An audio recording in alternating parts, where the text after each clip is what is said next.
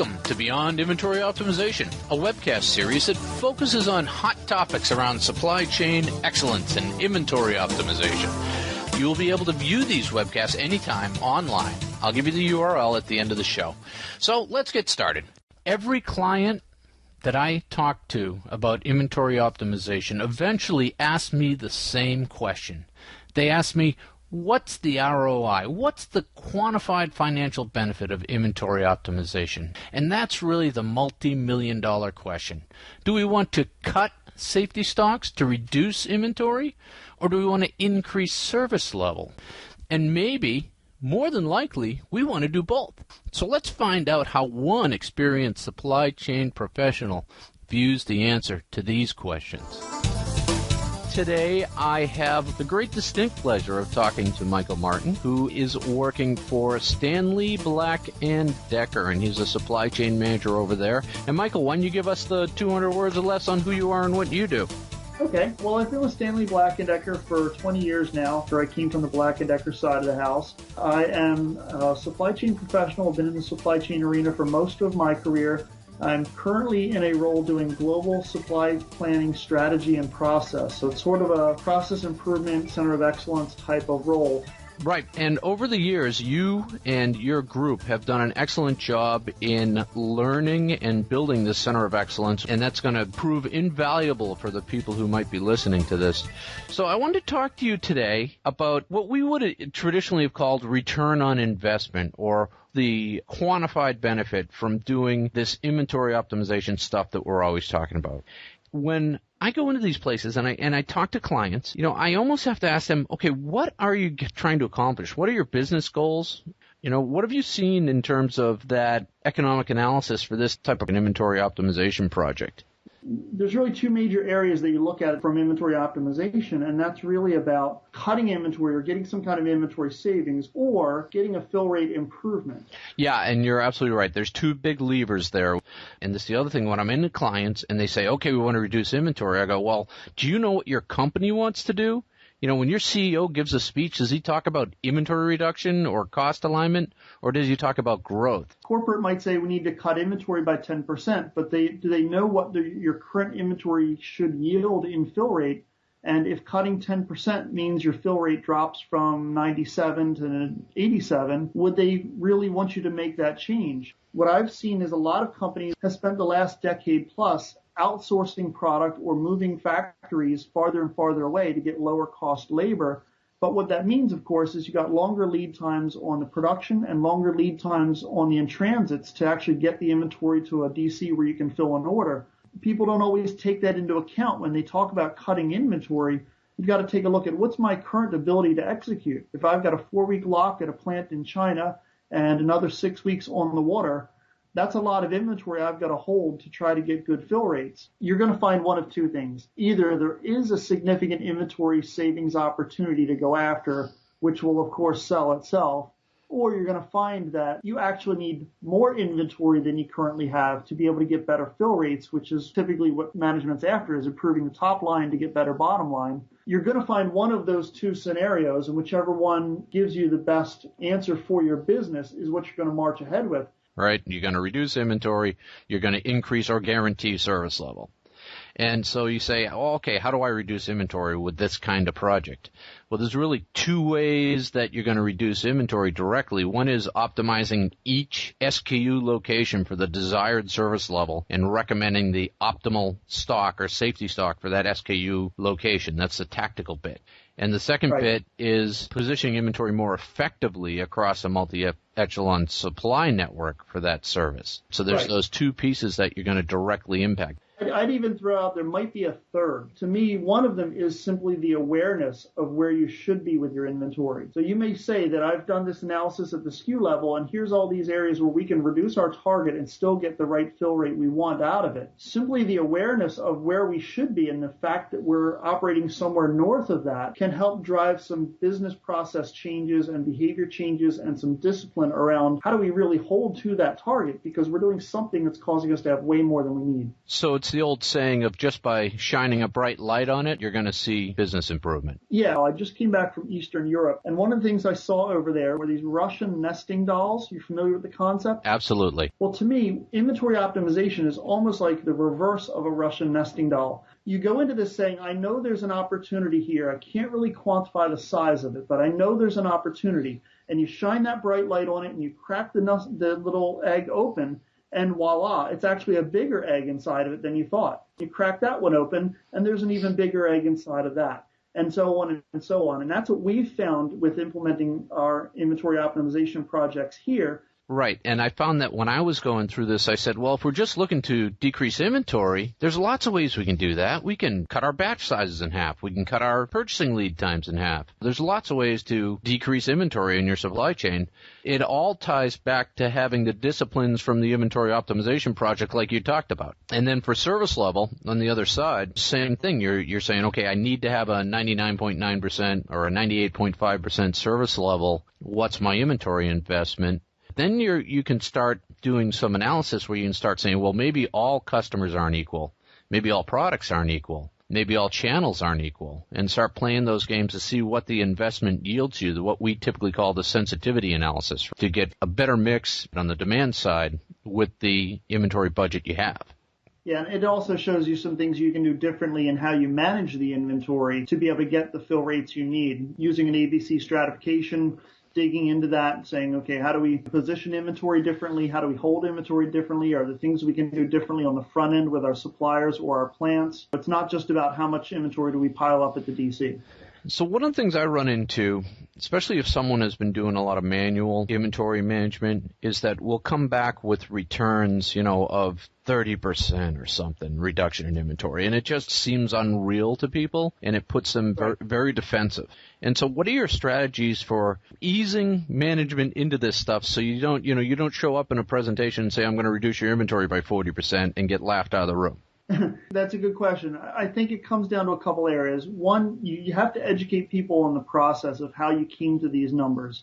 Because, like you said, anytime somebody walks into a room, it sounds like a consultant. You walk in the room, I can save you billions of dollars. Okay, fine, get out of here.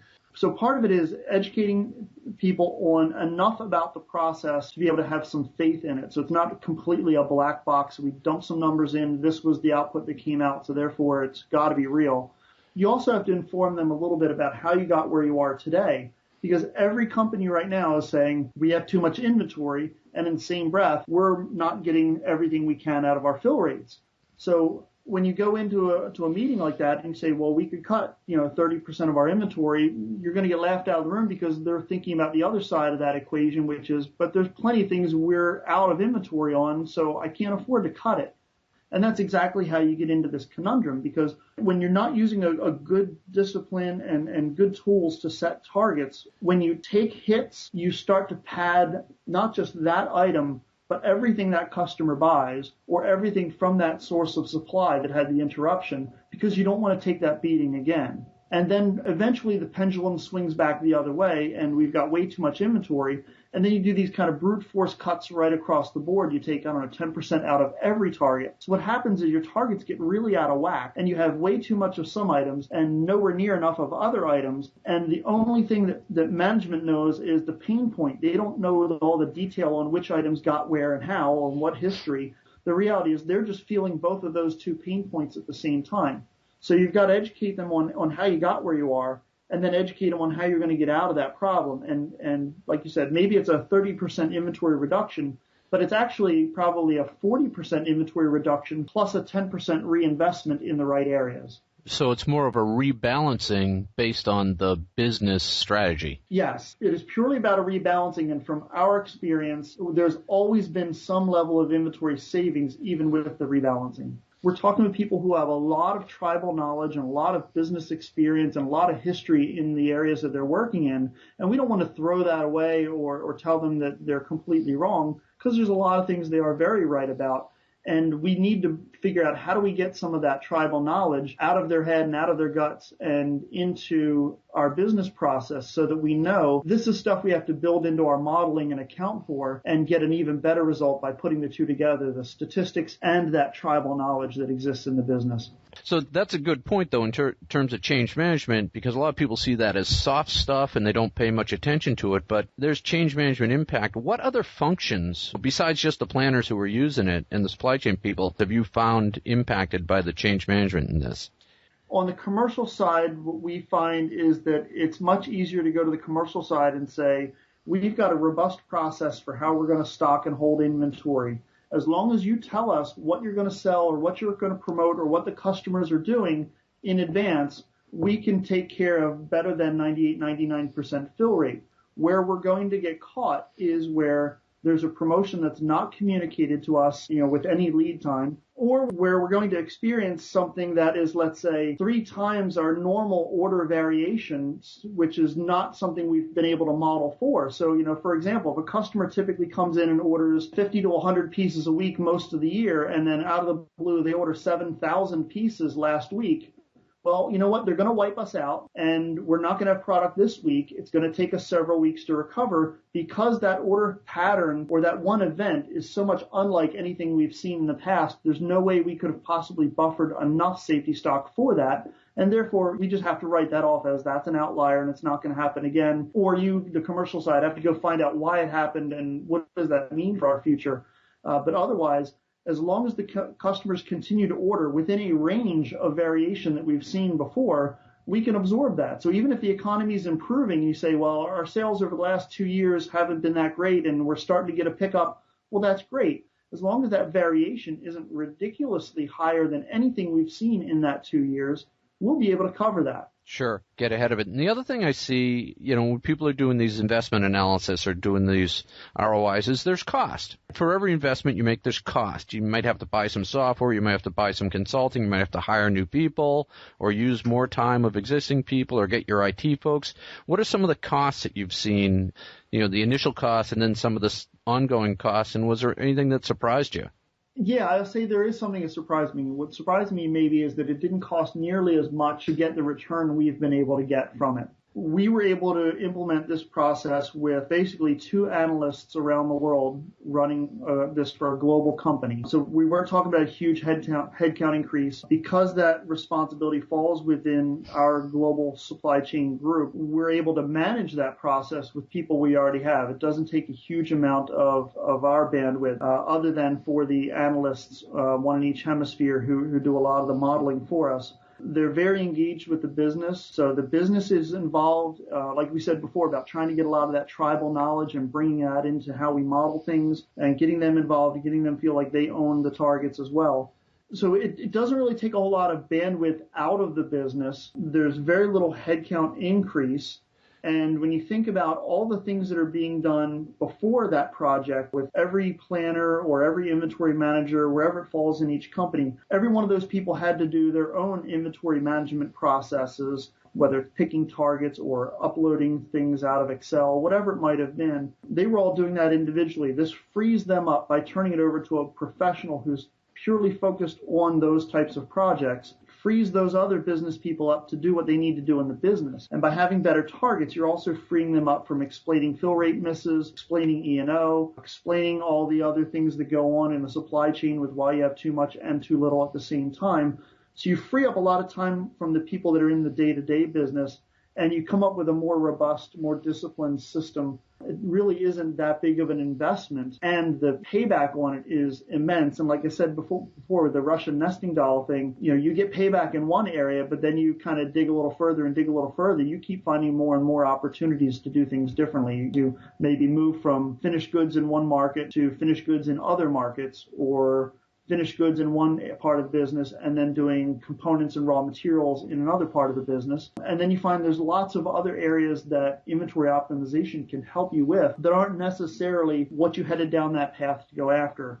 We've been able to do some modeling and look at what is our service level yield, such that if we want to raise or lower inventory, what is that directly going to correlate to in our fill rate? We've also been able to take the same models that we use to set targets and look at what is the inventory impact of lead time changes. If we can negotiate something different with a supplier, how does that affect our inventory? If the lead time increases, can we absorb that increase in the inventory we have to hold? Or if we're trying to negotiate lower lead times, what are we willing to take in some kind of a cost trade-off because of the inventory that will benefit? We've also used it to look at things like DC modeling and plant layout, that sort of thing. So all these different trade-offs help you understand what you can get out of that investment that you've really only paid for one thing, but you get a couple other things out of the deal. That's interesting because the thing that scares management the most is having to put on resources, right? Hire people, because that's very expensive, right. and it becomes inflexible if you do it wrong.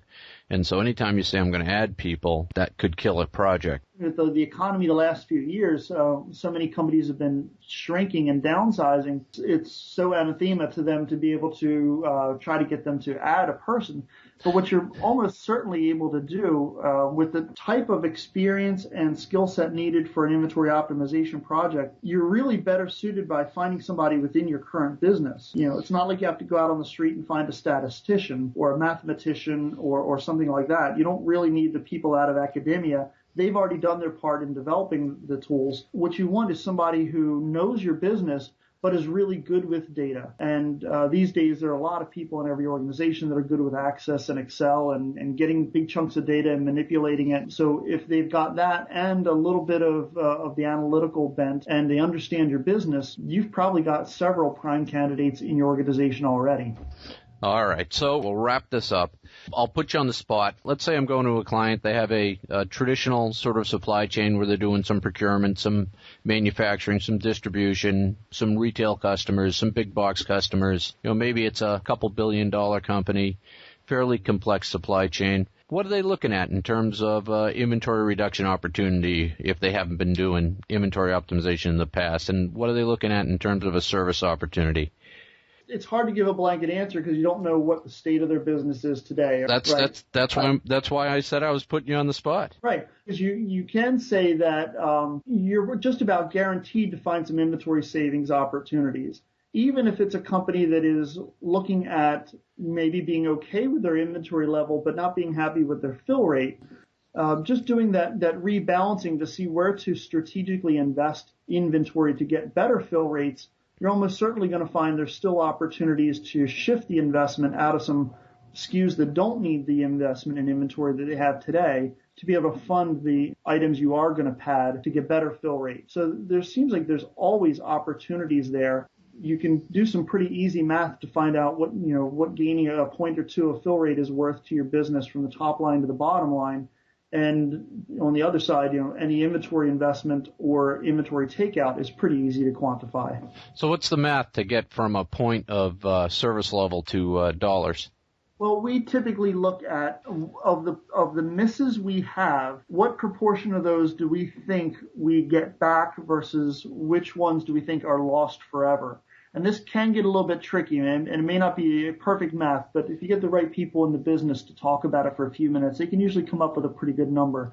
The type of scenario where a customer orders 100 pieces, if you don't have it, they'll leave the back order sitting on your system and you fill it whenever you've got the product. So you haven't really lost that sale. But you also have some customers that we call ship or cancel, where if they order 100 pieces and you don't have it, you automatically cancel the order and then it's dependent upon the customer to reorder if they still want it. And that typically takes a few days to get through both companies' systems. And what you can find is that if enough time goes by between the systems swapping that data and when that customer wants to restock their shelves, you can find that you lose a little bit of the original order amount, especially if you don't have good shelf stock. If that retailer has really good shelf stock, well, then you may not have really lost a sale at POS. You've just lost an opportunity to restock that retailer sooner.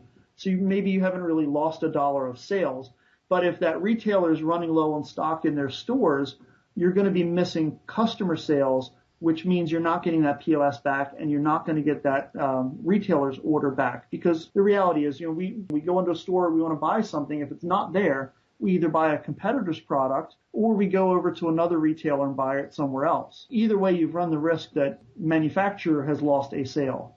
You can kind of work your way around to get to a reasonably good directional number there.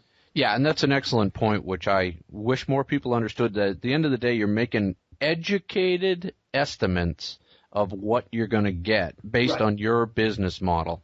So you're saying, okay, I lost 10 orders. Of those, if I had this in place, I would have not lost one, and that was worth X, and some percentage of that bubbles down to the bottom line. Thank you for coming on and talking to us about return on investment and inventory investment analysis. It's very interesting. Thank you. I enjoyed it very much, Chris. All right. We'll talk to you soon. So there's some useful insight into quantifying the value of better fill rates to your company's bottom line. And we also learned how payback proliferates through a range of areas like lead time changes, optimizing components and raw materials, better use of tribal knowledge, and even DC modeling and plant layout. Good stuff. But I think the big payout was this comes when companies treat it as a discipline within their journey to competitive and operational advantage. My thanks to Michael Martin of Stanley Black & Decker for giving us a closer look at the real-world relationship between inventory optimization and return on investment. Beyond Inventory Optimization is sponsored by Logility, a leader in software solutions for inventory optimization. You can find all our podcasts at www.logility.com. Just click on Library in the main navigation bar, and while you're there, we hope you will also download all our white papers on various supply chain topics. Thanks again for listening, and be sure to join us next time for Beyond Inventory Optimization.